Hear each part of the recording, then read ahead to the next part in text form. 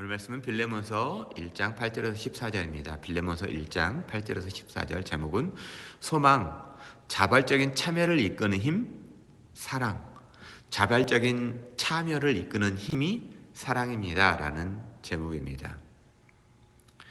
오늘 말씀은 지난주와 연이어서요, 이 빌레몬서를 계속해서 말씀을 나누고 있습니다. 이 빌레몬서를 지난 시간에도 말씀드렸지만 잠깐 배경을 살펴본다면 사도 바울이 이제 예루살렘에서 로마로 압송되었고 그 로마에서도 이제 담대하게 복음을 전하던 중에 오네시모라고 하는 사람을 만나게 되었습니다. 근데 그 사람과 교제하면서 알아보니까 자신이 이렇게 교제했던 그리고 함께 에베소에서 말씀으로 섬겼던 이 빌레몬이라는 사람, 그 사람의 종이었다고 하는 사실이었죠. 그 종뿐만 아니라 도망친 종이었고, 그냥 도망친 것도 아니고 주인인 이 빌레몬의 많은 재물을 들고서 많은 사람이 살고 있는 로마로 도망친 종이라는 것을 알았습니다. 그래서 이제 골로새에서 살면서 그곳에 교회를 개척하고 그곳에 이제 바울의 제자였던 한 사람을 초청해가지고 함께 같이 힘차게 골로새 교회를 이렇게 섬기고 있던 빌레몬.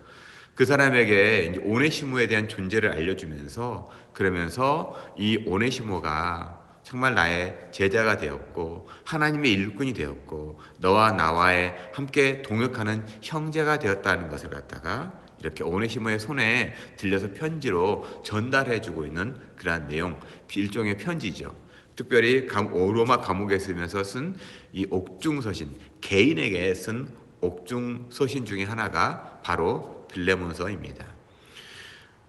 그러니까 이 빌레몬서라고 하는 것은 아주 개인적인 그러한 내용이 담겨져 있는데 어떻게 성경으로 들어왔는지를 곰곰이 묵상하면서 이건 우리 성도들 간에 살면서 어떻게 하면 교회가 교회되게 하는가, 내가 어떻게 성도로서 성도를 세우며 성도로서의 깊은 교제를 누리게 하는가라는 것을 좀 살펴볼 수 있는 하나님께서 우리에게 특별하게 주시는 말씀이라는 거죠.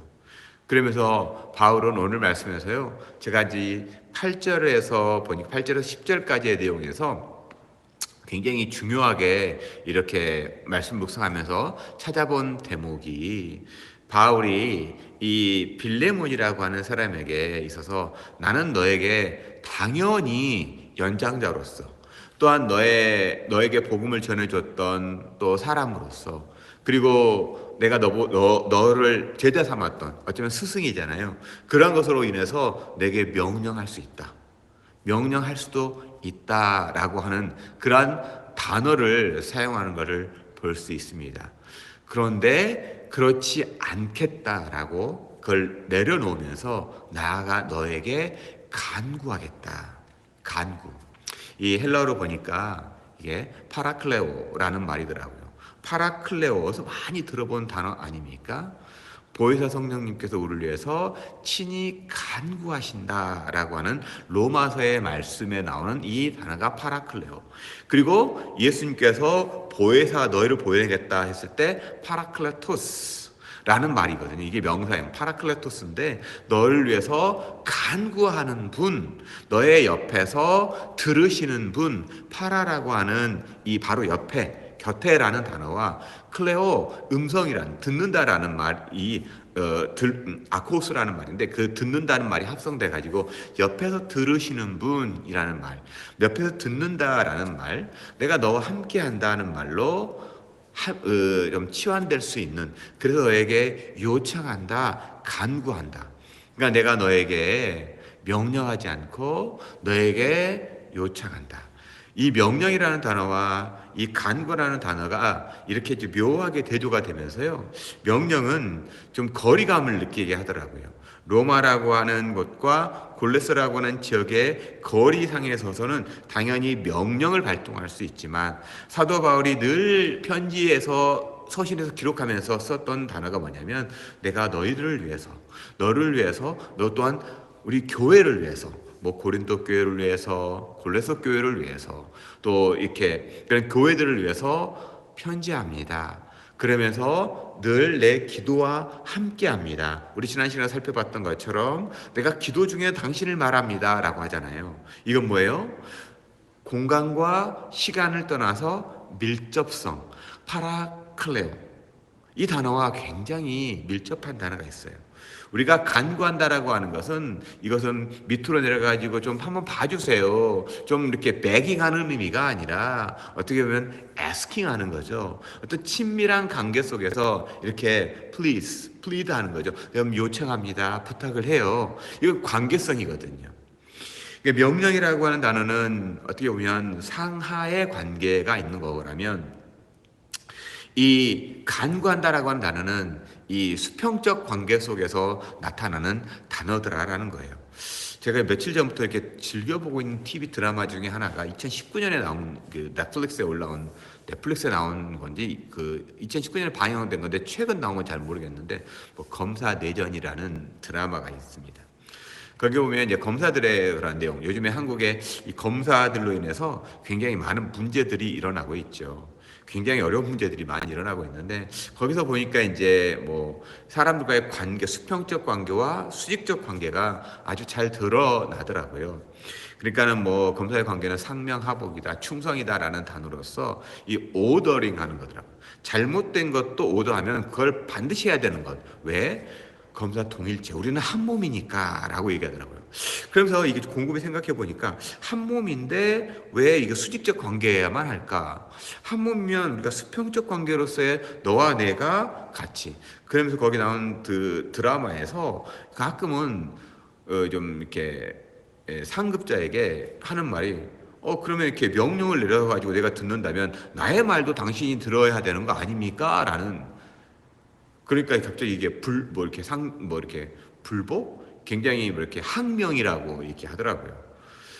이게 이 명령하는 관계라면 항명이 될 수 있고 그럴 수 있겠지만 우리가 간구하는 관계라면 이건 항명이 아니라 하나의 의견으로, 어피니언으로 너의 의견이 어떻구나. 그러면서 교제가 시작이 되는 거죠. 그러니까 우리가 어떠한 이 공동체를 이룬가에 따라서는 그 안에 오더링이 있는가 간과함이 있는가로 보면은 우리가 충분히 그거를 볼 수 있는 눈이 있을 것 같아요. 그래서 어떻게 보면 똑같은 결과물이라고 할지라도 그 안에 정말 잘못된 그런 관계들 속에서 일어나는 것들인가 아니면 하나님의 말씀으로서 우리가 서로 간에 동등한 인격으로서 교제하는가. 특별히 또 넷플릭스에 올라온 요즘에 굉장히 많은 이슈가 되고 있는 게 나는 신이다라는 그러한 이 이단들에 대해서 깊이 파고든 내용들이더라고요. 뭐 JMS 같은 그러한 이 정명서 굉장히 많은 문제들을 일으켰습니다. 도덕적으로도 문제가 일으켰고 또 한 가정들이라든가 한 사람의 그 인격이라든가 인생을 망친 거죠. 거기 보면 대표적으로 등장하는 게 가스라이팅이거든요. 가스라이팅은 마치 강구를 하는 것처럼 보이지만 이건 명령이에요. 보이지 않는 명령이죠. 그러면서 그걸 꼼짝하지 못하게 만드는 거예요. 그렇게 할 수밖에 없게 만드는 거죠. 하나님은 우리에게 가스라이팅 하는 분이 아니에요. 하나님은 우리에게 자율권을 주셨잖아요. 정말 무한한 자유를 주셨잖아요. 그리고 그의 선택에 대해서 네가 책임지라고 말하잖아요. 선택에 대해서 너 잘못했다라고 하나님은 지적하고 뭐라고 하는 분이 아니라 네가 잘못한 것은 네가 책임을 져야 한다라고 이렇게 길을 제시해 주시는 분이잖아요. 우리 주 예수 그리스도도 동일하지 않습니까? 그게 바로 차이이더라는 거예요. 그런데 그걸 갖다가 교묘하게 속여서 가스라이팅하고 있는데 가스라이팅 당하고 있는지도 모른다는 것은 내가 그것이 명령인지 이게 간군지를 우리가 볼 수 있는 그러한 영적인 눈이라든가 또는 지적인 능력이 떨어지게 됩니다. 영적인 능력과 지적인 능력이 떨어지는 이유가 뭔지 아세요? 그건 욕망이에요. 외로움이라는 욕망이거나 정말 내가 뭔가 욕망하고 있을 때 그것들이 가리워지는 거거든요. 근데 그 욕망이 벗어나고 또 외로움이 벗어나면 좀 투명하게 볼 수 있는 시간들이 가지게 될 거예요. 그때는 정확하게 판단해 볼 수가 있는데 우리가 자꾸 욕망에 사로잡히고 또 무언가의 외로움에 사로잡히다 보면 그런 모든 것들이 가리워진다라는 겁니다. 보세요. 오늘 사도 바울은 빌레몬이라고 하는 자신의 제자이기도 하고 또 한 교회를 건실하게 이끌어가는 한 교회의 감독으로 장로로서 살아가고 있는 이 빌레몬이라는 사람에게 간구하고 있습니다. 그러면서 어떤 간구를 얘기하고 있습니까? 어떤 간구냐면 이 사람을 받아줘. 근데 이 사람은 어떤 사람이요? 너에게 전에는 무익한 사람. 오늘 말씀에 무익이라고 하는 단어가 나오는데 이거는 뭐냐면 너의 이 프로핏을 해쳤다라는 거예요. 너의 이 자산을 해친 사람, 너의 이 어떻게 보면 종이라는 자산인데 그 종이 떠났으니까 자산을 잃어버린 것일 수도 있는데 또 거기에 주인 이 빌레몬의 그 유형 또 무형의 자산을 들고 도망간 거잖아요. 종이 도망침으로 말미암아서 빌레몬이라고 하는 무형의 그 주인에게 무형의 그 자산이라고 할 수 있는 부분, 보이지 않는 그러한 것들에 대해서 손해를 끼쳤을 뿐만 아니라 빌레몬이라는 그 사람의 노동력도 잃어버렸고 또 빌레몬이 훔쳐간 돈도 잃어버렸고 그게 바로 무익이라는 단어예요. 근데 지금은 유익하다라고 말합니다. 이거는 뭐냐면 쓸모가 있다라는 거예요. 원어로 보면 좋은 쓸모라는 말입니다. 그러니까 좋게 쓸 수 있는 이라는 단어로 바뀌었습니다. 그러니까는 이 사람이 변했는데 너에게 정말 유익한 사람이 되고 특별히 나에게도 그리고 나뿐만 아니라 복음에 유익한 사람으로 바뀌었다라고 바울이 이야기를 해줍니다. 그러면서 그 바뀐 그 과정에서 나오는 단어가 뭐냐면 갇힌 자 중에 낳은 아들이다라는 말이 나옵니다. 그러니까 복음으로 낳은 아들이라는 겁니다. 또 어머니들이 자녀를 낳잖아요. 아빠들이 낳는다기보다는 엄마들이 이제 실질적으로 육신의 그 자녀를 낳습니다. 그때 엄청난 해산의 고통이 있지요. 그 해산의 고통 가운데서 태어난 자녀를 보면서 엄마들은 무한한 기쁨을 누린다고 합니다. 모두 다 그렇지는 않은 것 같아요. 대부분 정상적이라고 말하는 대부분의 엄마들은 자녀를 낳고 그 아이를 보는 순간 말할 수 없는 감사와 감격에 빠지죠. 근데 우리가 뉴스를 듣거나 가끔은 좀 이렇게 그러한 일탈의 그런 사람으로 나오는 것이 자녀를 낳고 유기해버리는 엄마들이 나오죠. 그 애들로 인해서 내 삶이 망가질 수 있겠다라고 했을 때 과감히 버리는 엄마들이 있지요. 그래서 성경은 자기 낳은 자식을 잃어버린 엄마가 있을지 모르지만 하나님 아버지는 절대 그러지 않는다라고 말합니다. 그래서 아버지에 대해서도 생각해요. 아빠로서 아이를 낳는다는 게 뭘까? 저는 요즘에 우리 아이들을 보면서 아빠로서 자녀를 낳는다는 거, 또한 믿음의 동역자를 낳아간다는 게 정말 엄마들은 산고의 고통의 그 짧은 순간이죠. 몇 시간일 수 있습니다. 그렇지만 어쩌면 아빠들이라고 하는 존재들은 일평생을 그렇게 우리 자녀들이 새롭게 자리를 잡고 삶을 살아나가는 그 순간, 어쩌면 자리를 잡고 살아나가도 엄마들도 마찬가지겠지만 늘 참고 견디고 인내하며 바라보고 용납하고 그리고 끝까지 믿어주는 것, 그럴 수밖에 없는 것, 그것이 나아가는 과정인 것 같아요.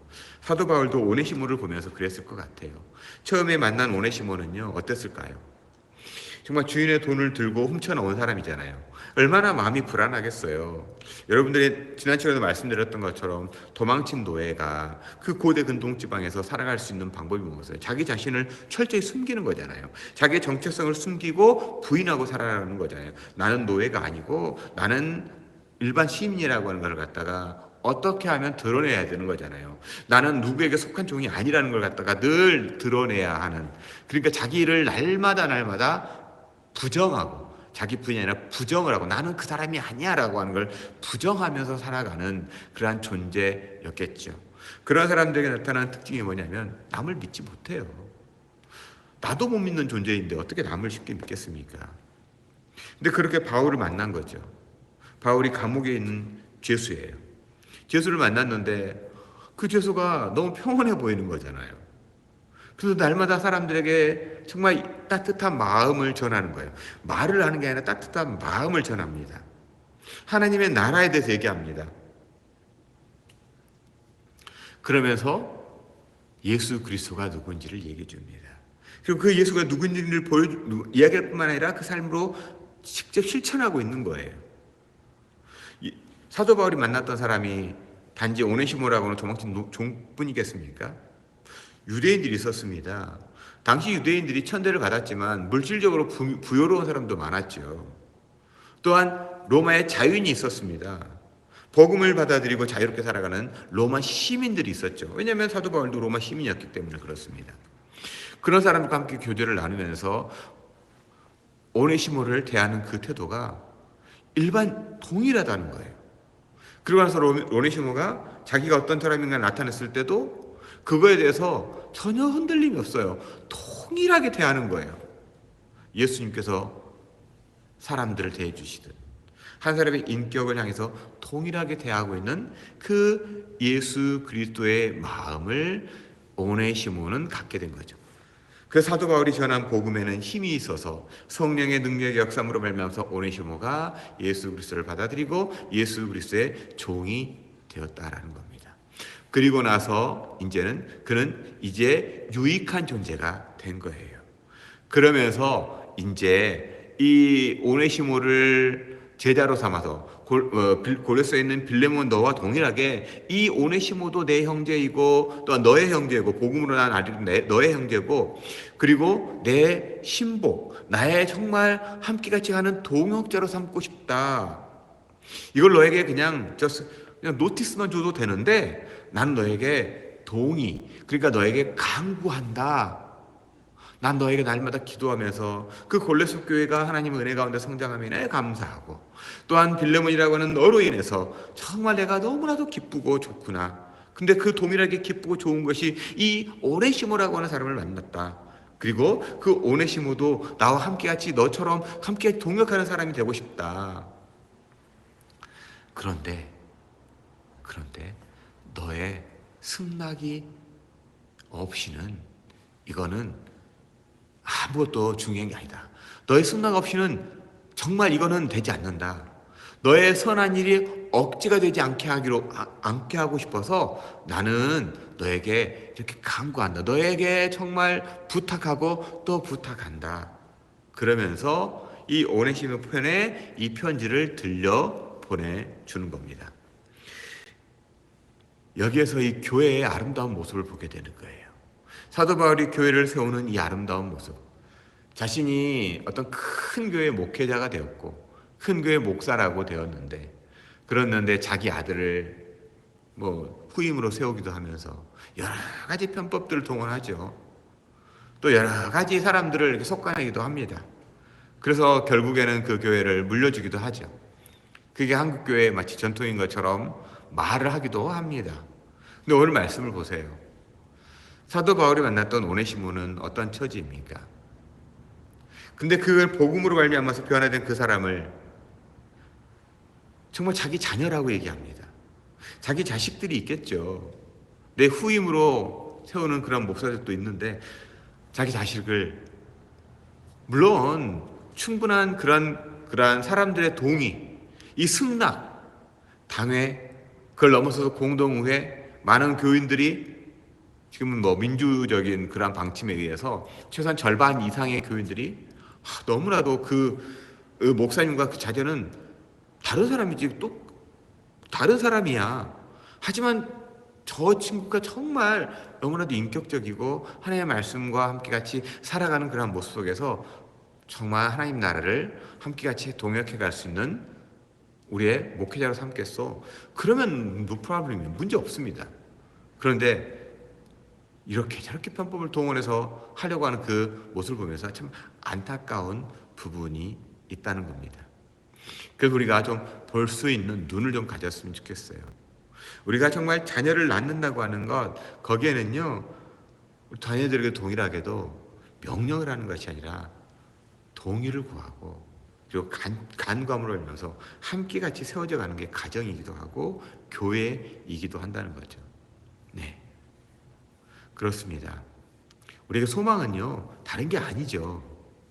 자발적인 참여가 이끌어낼 수 있도록 내 삶의 방향성, 내가 어떻게 삶을 살아내는가에 대한 드러냄. 이게 상대방이 자발적 참여를 이끄는 힘이 있다는 거죠. 요즘 한국 사회에 그렇습니다. 좀 말도 안 되고 얼토당토 않는 그러한 일들, 마치 군국주의 시대 때, 뭐 일본 제국 시대 때 있었던 일들이 너무나도 버젓하게 일어나요. 마치 상명하복이 해야 되고, 뭐 내가 하는 결정이 뭐 무오류라고 생각하는 그런 속에서 얼마나 많은 그런 문제들이 생깁니까? 교회도 마찬가지죠. 그다음 교회도 마찬가지뿐만 아니라 사회도 마찬가지죠. 그러고 나서 생기는 얼마나 많은 잡음들과 문제들이 한국 교회를, 한국 사회를 절망 가운데 빠지게 합니까? 소망은요, 자발적 참여를 이끌게 하는 힘이에요. 거기에는 오늘 말씀에 그 중요한 포인트인 간구함의 힘이 들어있다는 거예요.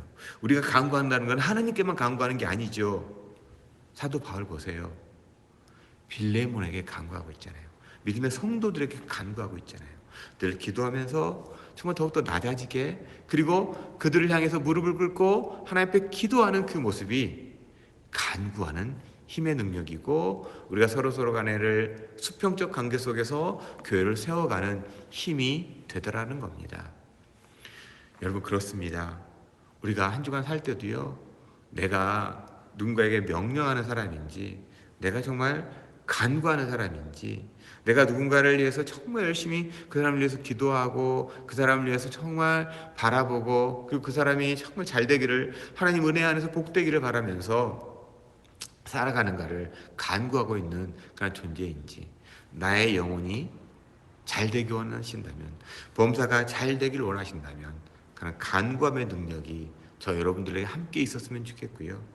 그래서 하나님의 선의가 나의 삶을 통해서 온전하게 드러나는 하나님의 사람이 되었으면 좋겠습니다. 그러기 위해서 우리에게는요, 정말 영적인 그 바른 눈이 있어야 되겠어요. 내가 정말 외로움에 빠져 있지는 않는지, 혹은 나의 욕망이라고 하는 어떤 부분이 있지는 않는지, 그것이 선의를 위한 욕망인지 아니면 나만을 위한 욕망인지, 그 욕망을 좀 파헤쳐보고 좀 내려다볼 줄 알고, 그리고 거기에서 정말 내가 나만의 것이 있고 그것들이 있다면 좀 내려놓고 하나님 앞에 나아가, 내가 욕망이 있었습니다. 내가 정말 하나님 앞에 인간적 외로움이 있었습니다. 하나님 나의 친구라고 얘기하고, 늘 하나님은 보혜사 성령을 보내셔서 나에게 간구하시는 분이라고 말씀하시는데, 내가 그걸 잃어버리고 잊어버리고 삶을 살아가고 있었네요.